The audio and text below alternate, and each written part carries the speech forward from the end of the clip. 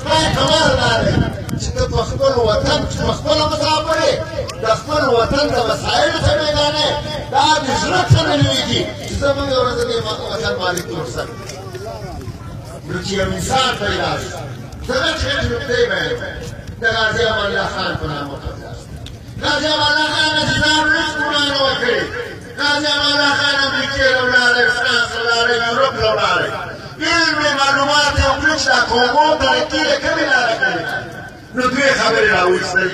یوه خبره دا وه چې قومونو ترقي په تعلیم کړې ده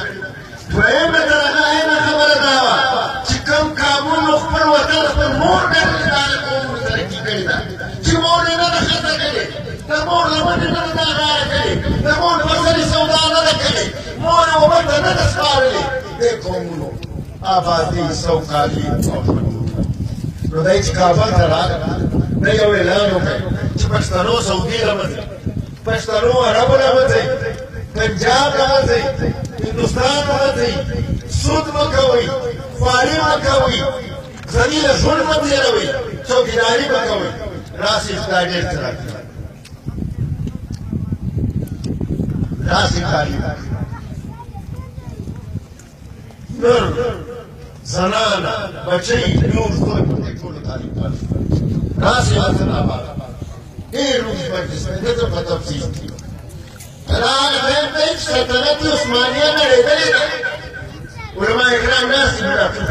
څنګه شاید په دې اقتناع کېږي سلطنت عثمانیه د ټول اسلامي نړۍ یو خلیفه و چې د دې حاکم د ترک څه او دا د یو بیرغ لاندې اسلامي بیرغ لاندې و انګرېز راغی د فلاني په نامه د فلاني پیر په نامه د فلاني په نامه باندې عربي ویل منظور یې کول زما او تا په شکل سلطنت عثمانیه مات کړئ